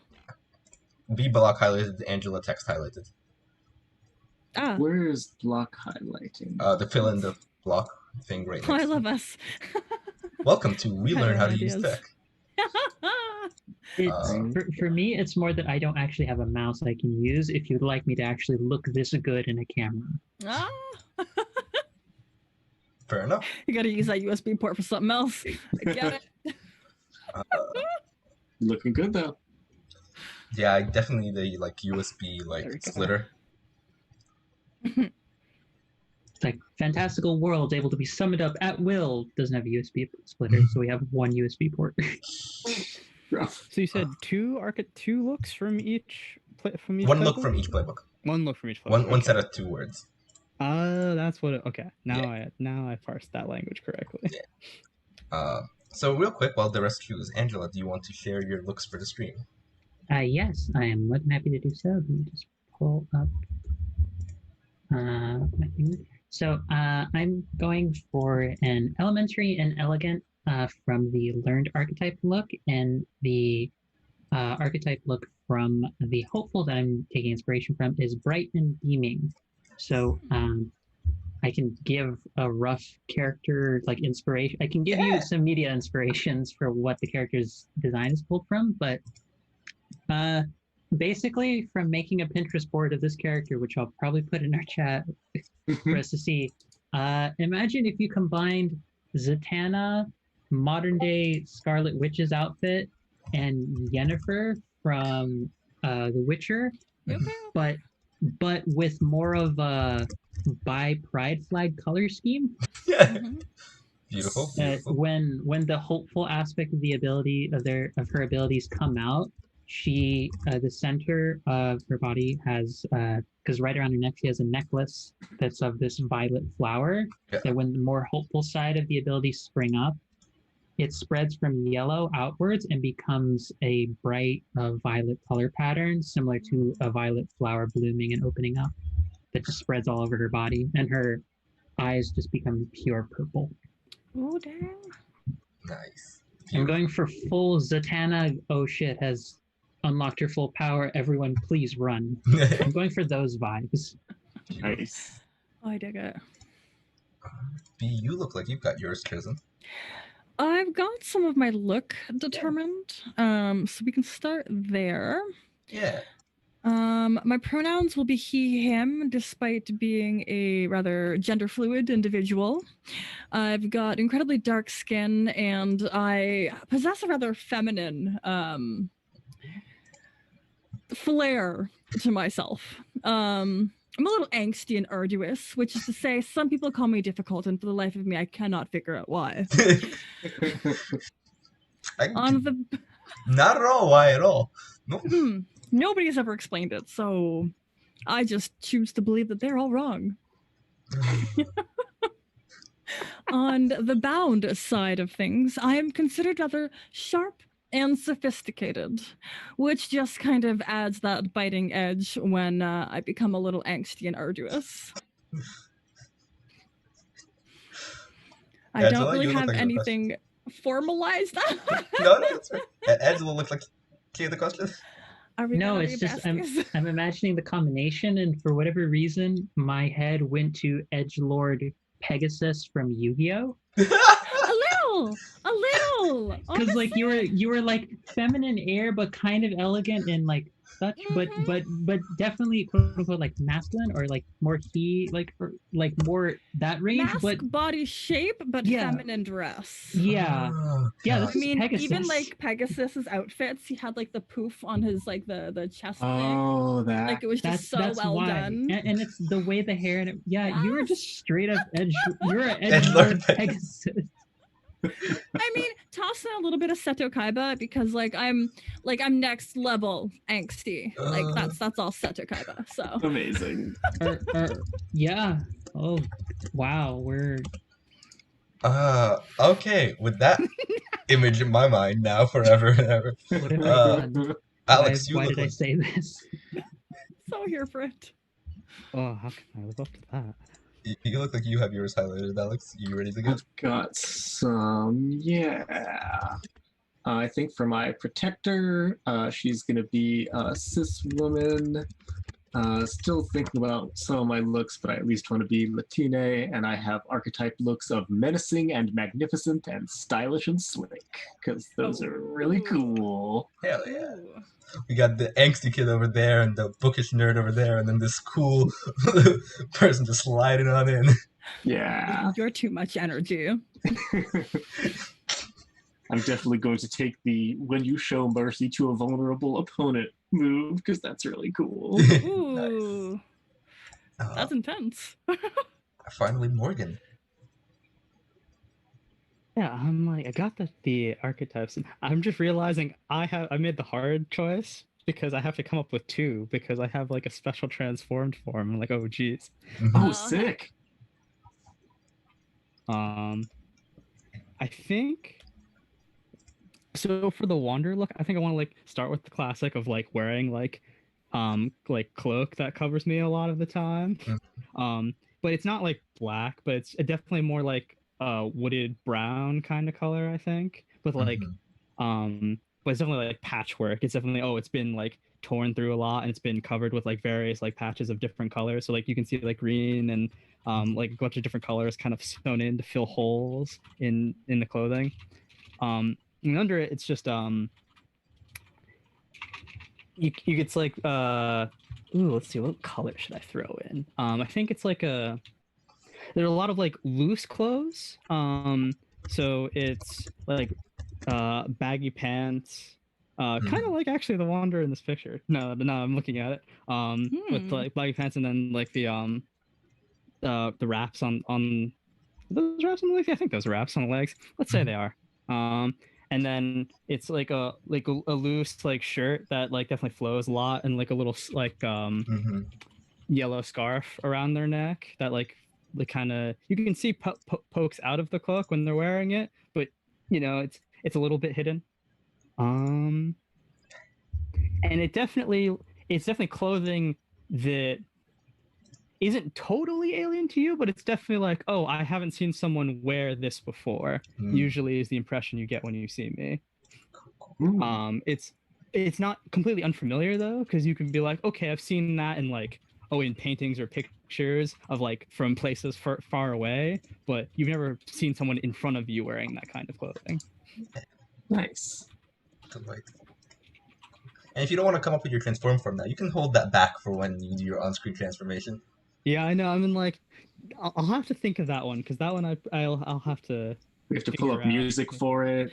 Oh yeah. Oh my gosh, it's got to be a whole scene. Yeah. Yeah. If it does, you don't have like a 5-minute long speech prepared, then I don't know if this can work. Oh boy, yeah. I mean, I'm gonna write one probably. I'll have to write like do one of those like almost like in Bleach when they do the Bankai, like have those like long poetic incantations that like triggers the transformation. Oh my gosh! So when we have music, it gets quiet, and then as the speech starts, yes. Oh we no, can make this work. I got you. This is worse because in the more recent incarnations of Yu-Gi-Oh series, they have summoning chants for a lot of the creatures, so we're just selling that vibe. We're still really going back to Yu-Gi-Oh here. I've invited a bunch of nerds on It's here. just what my mind has gone to. Yep. I'm sorry. I was like swerving, but like Andrew's like swerve back. I invited a bunch of nerds. Yeah, you did. You didn't know this to start with. This is a surprise to them. I don't know why. Although when in doubt, if we want to go in another direction, if you completely lose track of your entire speech, all you have to do is hold up a conch shell and just be like, thunder, thunder, thunder. Just good. Is that a reference? That was less than 3 seconds. I think we're good. Oh, okay. All right. I think the next step, now that we have sort of an idea of look, is to choose your abilities.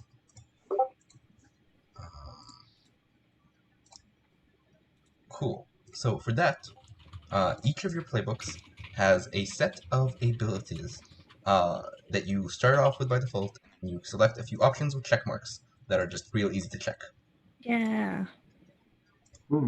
So go through the list. Alex, you look like you have your list already. Do you want to quickly share? Yes. Let's see. So I have selected. You've dedicated your life to keeping others safe and have studied strategy, military or otherwise, extensively. So for my abilities for that, I am a restorative specialist and a creation specialist. So I think I'm going to be kind of like a making things and fixing things type of protector. I've been watching a lot of that show, The Repair Shop, recently. And also there's a really good game, Magical Repair Shop by Laura Turner and Ash Cheshire, which I recommend checking out because it's that, but with magic. So I'm like, ooh, I want some of those vibes. I want a person who can, get tools and fix things and make them up and maybe have like, I don't know, combat regeneration or something. I don't know what restorative specialist is, but I like it. Yeah. Alex is the Magitech white mage our party sorely needed. Just gonna keep all of you disasters alive. Yeah. It's just like, but I don't get why like we got wiped the floor. We just charged in recklessly. It's like, here, I'm gonna heal you and carry the team again. Yes. Yeah, I guess I'm kind of a tank and a healer because I have power armor for my innovator ability. And I'm not sure what I want for the second half of my innovator abilities. I might noodle on that and see what other people are doing and fill a hole in the team. All right. Next, Angela, you have your list chosen, so we're going to go straight to you. Excellent. I chose, because of the very weird backstory I've worked on for this character, creation and discovery, history and culture, and ritual and tradition as the 3 main domains I've chosen for, with my studies being specific, I took that to mean like you have sort of maybe a subdiscipline of fantasy, quote unquote, magic. So she's an illusionist specialist. Mm-hmm. So she specializes in actually I'll save that. That's an answer to a question later down the line. But yes, illusionist specialist with those 3 domains as her focus. Yeah. And what about your hopeful abilities? For hopeful, I chose energy manipulation, reality manipulation, and altered body. Dang. Nice. Alright. B, you look like you're ready. I don't know how to not lean into an anime main character. Go, go, go, go, go. Ah. Alex, it's pronounced Goku. Yeah. Not Goku, a good anime maker. Then Piccolo. Be Piccolo. Yeah. Vegeta. Yeah. Yeah, Okay. Vegeta becomes a decent person. Vegeta's my favorite, and I will The die on that Vegeta hill. who's wearing that pink shirt. Yes, bad man. Angsty and arduous, sharp and sophisticated. I feel like that's what Vegeta sees himself as. Like, Mhm. he's not at all sharp and sophisticated, but he sees himself as a prince and regal and dignified. Right? This all carries over. Wonderful. No. As your voice director, we need you to say the word, the name Kakarot. But you can't say it in the Broly way. You have to say it. I know, it's so hard. But They're all okay. just angry. They're all so angry. What are your abilities? I am taking that I'm very strong and resilient. Therefore, my deity parent's primary domain was that of the weather. And I truthfully consider it the most useless ability. We don't even like when it rains. I don't know how they gifted me something as weather. Come now. Is it generic weather, or is there a specific subset of weather? Because it can be just the entire concept of weather, or it could be like Zeus lightning, like your choice. I have all weather. Oh, Just humidity. Just humidity. wow, it's a little sticky, If you choose lightning, be sure you pick something specific like Zeus lightning and not the inferior Yeah, Greece lightning. Oh, yep. Mm-hmm. God. You agreed to be on a show with me, Alex. You monster. Did he really agree? I mean, we also all agreed to be on a show with Amr, so that was like already doomed. Right. Yeah. We should have done. All right, I have a second ability that comes from my bound side because I have a pact that grants me some related abilities to my patron. And my patron is also the god that's also my parent. So they really just gave me the short end of the stick. I had to demand a magical item. And well, they gave me this. I'm still determining what it is. It's not incredibly useful. And what makes it so wonderfully magical is that it can summon some things. But it's such a convoluted mess. And like sometimes the moon needs to be arranged and like it has to be raining and sunny. So this isn't a great pact. I don't love it. Perfect. Stares hopefully in the direction of the wizard who has reality manipulation powers. Like, nope. Alright. Finally, Closes door. we have our Wanderer chosen. Yeah, so I think I might change my mind, but right now I'm feeling for the Wanderer power or abilities, not powers, abilities. I have familiar magic, which I'm interpreting it as like being able to interact with like the like spirits in an area or like in things as well. Mhm. So basically just I can just communicate with the stuff that like inhabits like objects or inhabits the natural environment around me and that kind of thing. They can do like stuff that helps me. And then the other ability is stealth and deception, which seems like a fun one to pick. And then for the chosen powers, Never go wrong. Also, you I mentioned your default Wanderer stuff as well. Oh, right. I should mention the default wonder stuff. Ooh, Still, that's what defines you. you are unmatched when it comes to the use of a weapon you have kept from your original home, and you're quick to adapt to situations. I'm sorry, I have a magical weapon and you still think you're unmatched? Oh, I also have a magical weapon. Oh my gosh. Just We'll get to that. Just immediate shutdown. Fine. I'm gonna go brood in a corner.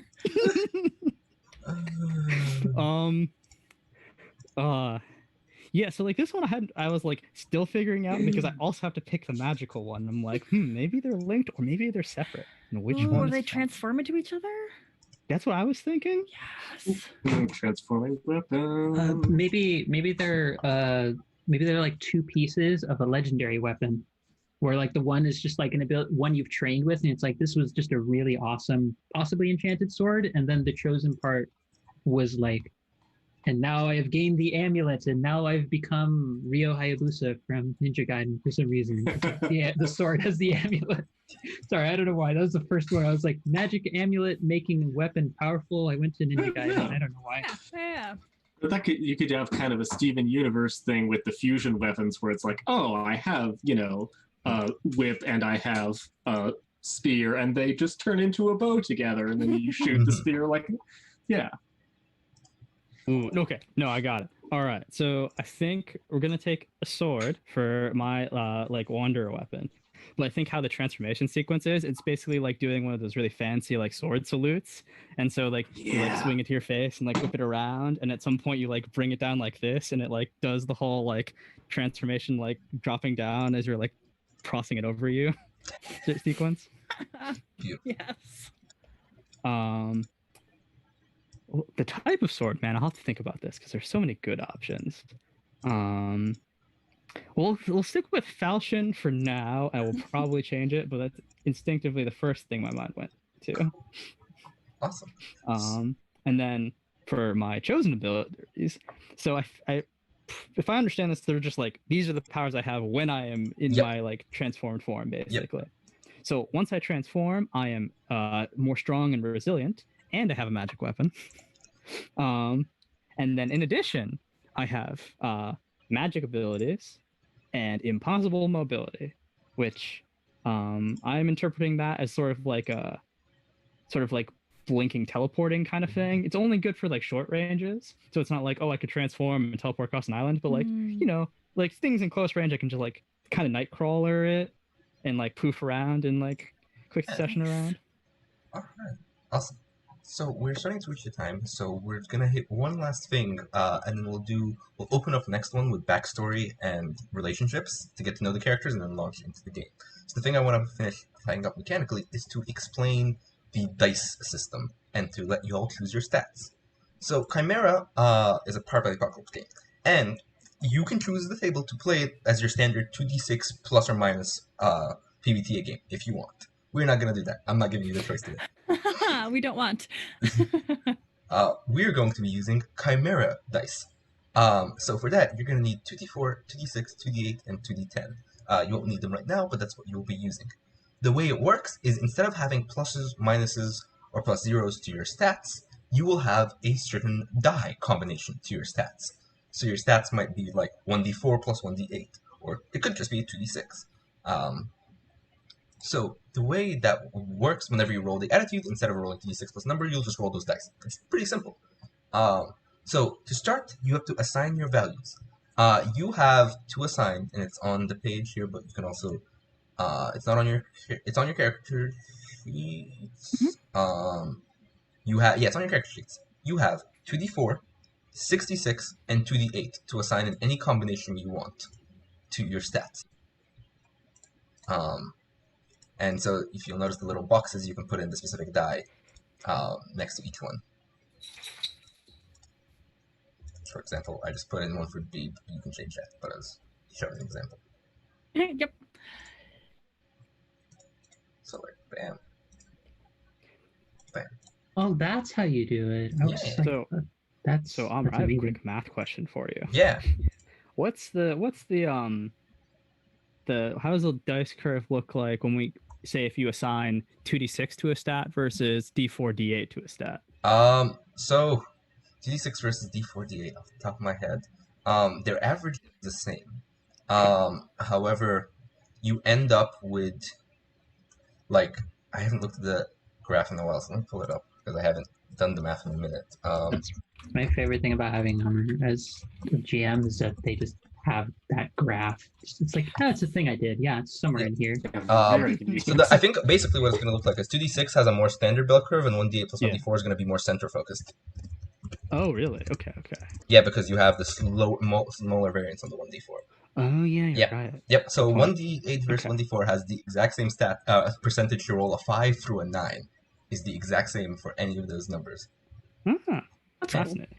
Good Because to of the know. overlap of how the 4 and the 8 works. There's more permutations that can reach the same number. I see. Math nerd stuff. Sorry for the math aside, everyone who does not like math. Oh no, this is great. I was complaining in chat, but then I learned something, so it's a good thing. Yeah. So the reason on 2d6 is centered on a 7, the 7 is the highest probability, is because there's the most permutations of numbers that can get a 7. A 1 plus 6, or anything in between. With 1d8 and 1d4, the 4 overlaps the 8 from 5 through 9, so you have equal permutations in the middle. Hmm. Yeah, fun math stuff. No need to.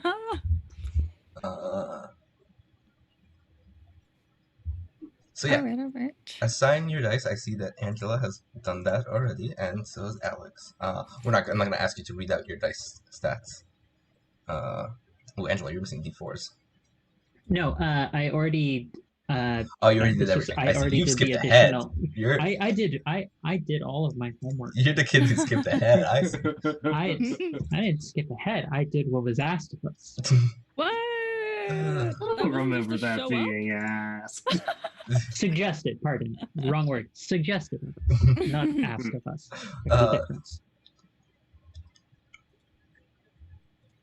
So, after that, you increase, once you have your list set up, you can increase any die by 1 degree. So a d4 goes to d6, a d6 goes to a d8, and a d8 goes to d10. And you can just pick any of them you want to do that bump up.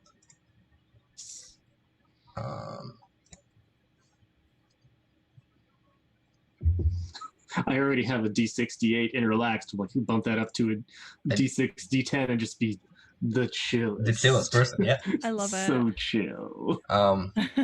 You 100% could do that. You get it to pair of d10s and relaxed, and you just literally fade out of the narrative entirely. Too chill. So yeah, for the audience's benefit, the different narrative attitudes are logical, optimistic, valiant, energetic, and relaxed. And then finally, your secondary archetype gives you 2 pairs of attitudes. You pick one from each pair to bump up one of the dice again. So you get a total of 3 bump ups from the base spread. Cool. Nice.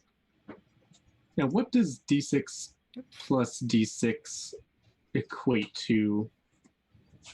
Yeah, that's plus just plus just a plus 0. Yeah. So like a D6 plus a D8 is like a plus 1, basically. Correct. Yep. Okay, cool. And a D6 and a D4 is like a minus 1. Correct. 2d4 is a minus 2. But also worse than that because you can't roll a 10 plus on it. But we can't give ourselves the 2d4, You can't right? Well, you can get downgraded during play. Yeah. Cool. If you have a condition marked, you'd end up rolling. Like right now, your logical is d6 and d4. If you were upset, you would roll 2d4 on logical, and you could never full succeed. Oh, that's cool. That's neat. Yeah. Is there what happens when you fail a roll? Do you gain experience like you do in some PBTAs or not? That is an excellent question that we're kind of figuring out at this point. Yeah. Makes a big difference. No, that's 100% fair. Don't remember. I will have to check up on that. That's one thing that I know. Yeah, this is our first campaign like this, so there's some details like experience. Neptune's in the chat noting, saying XP gain on 6-. Yep. Nice. Okay, that's what I figured. Okay. That's I love when they do that. It's just my favorite to be like, oh, here's this thing that I'm terrible at, but I power level by doing it. Yes. I get stronger by Graces. losing. This isn't even my final form. Yeah. There it is. I felt bad as I said it. No, you didn't. No, I didn't actually. We have several appreciate characters B. who can say that. I appreciate that B understands. B understands me. I think I do now. This is the correct campaign to get to actually know me. To claim to not be a giant nerd. We're not at all nerds here. No nerds found. New campaign name. No nerds found. You think this is Alders here? This is Utopia. Get out of here. Yeah. Okay, now I'm just like, after I've described the aesthetic of my character, and then I realized everyone's going really anime. I'm like, what if I'm like I take didn't- Don't play a Kamen Rider, Morgan. Stop your sentence right there. No, wait, play Kamen Rider. Hey, I Blasphemy. didn't choose anime. I chose superhero comics, which of course Anime have their chose own you. version. So My Hero Thank you. Academia. Yeah, there it is. I mean, Morgan's playbook has a move named straight from My Hero Academia. I Is just it have Monty Detroit Python. Smash? No, it's towards the bottom of the chosen. You can take a look at it if you wish. I While will. everyone, It's We one have for 6 all. minutes, people. Let's, yeah. let's So while finish this everyone up. is doing their stats, and I'm gonna quickly explain what the next steps of character creation will be that we're gonna do off screen by the time you're at. So once they choose their attitudes, then they're gonna choose their moves. Every playbook, as mentioned, starts with a signature move on their primary, and then picks one move from both their primary and secondary. So they end up starting with 3 moves. Some of them, like B, have default moves, which are usually like either established facts about your character, like Morgan has one that lets them transform, or establish some like unique mechanics, like B's has one to deal with their mortality versus their divine status, and has one to deal with their patron agreement and like balancing that. It's not easy. You did this to yourself. I know. After Not that, easy being awesome. Thank you. After that, all the mechanics are pretty much done. We do backstory, relationships, and establishing details about the team. We're gonna prepare those off screen, and then at the start of the next stream, we'll open up with that. You'll get an idea of who these characters are, you'll get an idea of who they are to one another, and you will launch right into the fiction. I can give you a tease of a backstory one if you want one now. Ooh, yeah, let's end on a tease from Angela. Go ahead. Okay, so I can give you the answers to my backstory ones, so we can just set that off to give you, because everything else about my character is sad. Go for Not it. actually, but kind of. Let's see, backstory, where is it? Okay, what drove you to intensive studies? I grew up with a sense of wonder about what exactly could be real in the world if you tried to imagine otherwise. If something like the sun could play tricks on you and make you see things that weren't there, how far could a little bit of magic go? I wanted to know how far such power could go, and if it could make some of the things I did want to be true about myself real, even if for only a little while. So that was one, and the other two. This was the only other thing that might be good to clarify, probably upstream as well too. Do we answer all of the questions for both of the archetypes or just the primary? Okay, that's so your sheet like on here already only shows 2 on your secondary. Right, that's what I figured. Yep. Because I saw that was for viewers' benefit. That is one of the other things that distinguishes between the primary and secondary, is that the primary has an additional question that is pretty impressive on the learned one. The learned ones is what is the pinnacle of your like techniques and like studies. Oh my. The learned one might be the only like positive one. The rest of them are just kind of like. I've read them. They're really rough. They're rough. Okay. Nice. But yeah, that's a good spot. Yeah. For me on my end, because we're at 3 minutes, so let's give ourselves the right amount of time to get out. Yeah, I was gonna let us go out with plugs. So Angela, I think you're gonna keep speaking, because you're up first. But hey, everyone, thank you for tuning in and sticking out the entire world building and character creation. We are excited to launch right into the actual next session once we get a bit of an idea of who are behind these characters. So for now, though, we gotta go out on plugs. Angela, take us away. Hello there, wonderful viewers, friends, other fellow chaotic, nerdy anime referencing individuals who are enjoying our ridiculousness. I'm Angela, otherwise known in other circles as Phoenix, or the Phoenix Femme, or Phoenix24Femme on Twitter. Or if you're finding you enjoy any of my poetic works, you've probably found them through Patreon, where I am known as the Philosophemme. I am a professional writer, poet, and also a musician for hire. I am available for commission work, for creating either if you need something, possibly a little jingle or something for your website, or if you need something for a TTRPG stream, whether for a campaign, whether it's a streamed one, or just like something for your home game, you're like, this group could use it. I'm available for that. I am also one half of the relationship podcast Queerly Yours with my partner. We're interracial both trans polyamorous couple. We talk a lot about different things. Most of them around the topics we discuss tend to go around the range of talk to your partner. No, for the love of God, please talk to your partner. Like 90% of your problems get fixed by just talking to your partner. I'm a writer for the all QT-POC media publication Art for Ourselves, where I believe we have a Summer Equinox edition that's supposed to come out, or soon. Need to double check on that. I am also a GM over on Heroes Without Limits for the Plains of Providence Quest RPG campaign that has been being run in my own homebrew world of Putney, where you have fantastical things like apparently very hot NPC emissaries from several different planes that emanate very big, attractive energy. Like apparently very good at creating these kinds of NPCs. This is weird. But that, and I'm also a regular over on All Nerds here too, where we're cooking up some things. We have some stuff coming up real soon, so stay tuned. So I think that is everything. I have so much. Angela, I have no plugs compared to me. It's gonna take 2 seconds. Oh no, Minutes no! later. I didn't say. I didn't say it was going to take 2 seconds. I just said I don't have anything compared to B. B is a mountain. I am but a humble, small semi-mountain. Lucky for you, I'm forgetful, and I can only really think about the first 3 things, which are usually like the least things that I put the amount of work into. But that's fine. That gives us time to talk you up. Carry on. That's me. I don't think I'm next. Who's next? No, next is Morgan. Unmute myself before I start talking.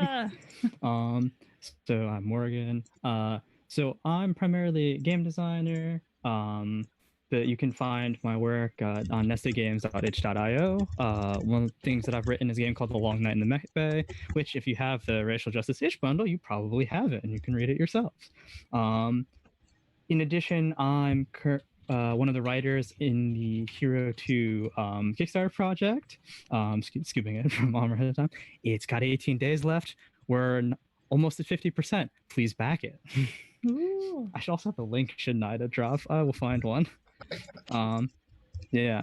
Let's see. I think those are the 2 main things I've got right now. Yeah. I'm good. All right, Alex. Hi, thanks so much for listening, everyone. I'm Alex. As mentioned earlier, I design games on itch.io as Fractal Dragon Games. If you like Magical Girls, which we don't have on this setting of Chimera, but you should if you're listening to this. I am also working on an in-progress Magical Girl game called Watch Out! Heartfelt Magical Girl Clash 200++, which is going to be coming out for too long. It's almost done. So look for that coming out soon. Also, I am on the Forever GM podcast. Make sure to check that out. It's a lot of fun. It's the number 4 Ever GM with a really great crew. We have played a couple of cool games on there, including Bolt recently, which was really fun.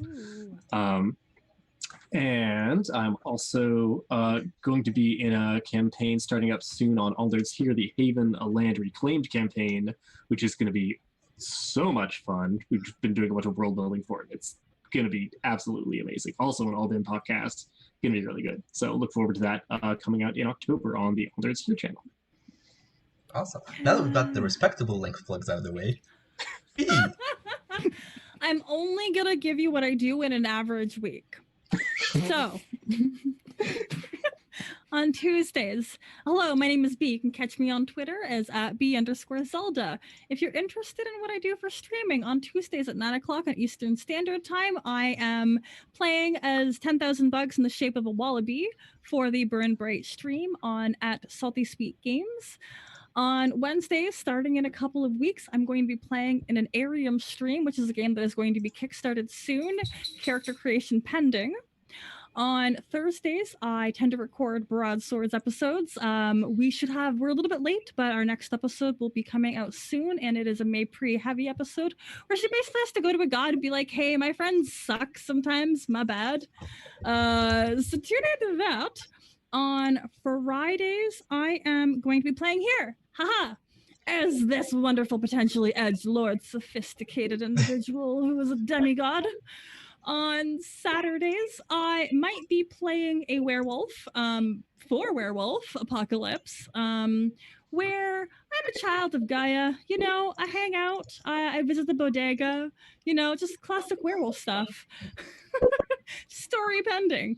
And on Sundays, you can catch me. I think I'm going to be on Q Times Twitch playing a superhero game called Power Play, where I am an alien / cyborg who was sent to Earth to observe the flora, and turns out they got far more than they could bargain for, because what the fuck, Earth is just wild.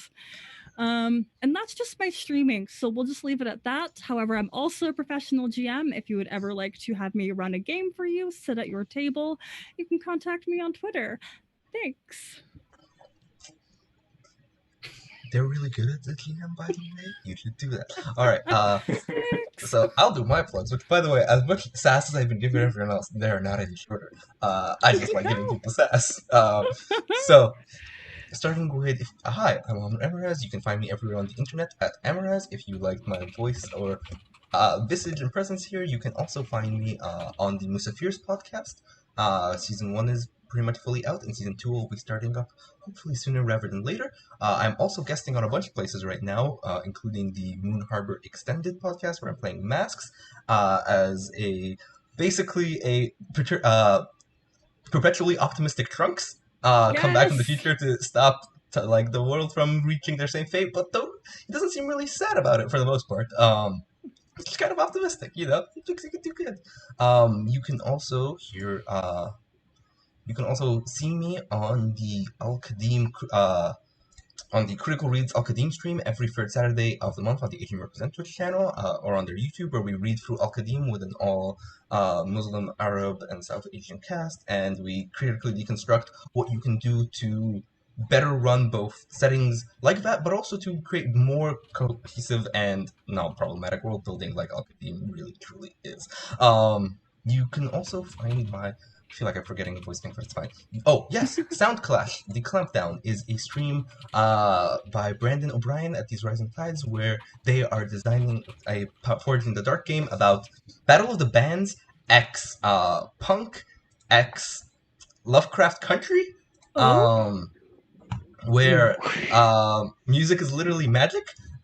You are basically living in a future where their music is literally magic. The corporations have ruled the entire world and have basically sectioned everything into governments and try to control music into specific competitions of Battle of the Bands, where you can access the magic, and you are a punk band trying to find delight in music and win one of those competitions. While also there's some weird Lovecraftian entities going on, and also the cops. So Lovecraft Country, basically. If you watch that at all, you're gonna love this. Heavy topics, but a lot of fun. If you enjoy my game design and you like Chimera and you want to see more things like that, I do stuff on itch. I currently am on 2 running Kickstarters. The first is, as Morgan mentioned, Hero 2, which is a superhero hack of plot armor and a solo journaling game. The lineup for writing and art for that looks phenomenal. We're halfway there. If you all back that, you can definitely get it, and it's going to be a delight. I'm also a setting writer for Bolt, which is currently kickstarting. There's 8 days left on that. We've already hit our goal, so it's awesome, but hey, we can always get you more cool stuff if you back it. Other than that, I think that covers everything worthwhile for now. I'm working on a ton of other stuff like this, but yeah, we'll just call it there. Thank y'all so much for sticking us through. Stay super. Wave bye. Okay, stay super. Yeah. And I'm gonna hit us over. Press them.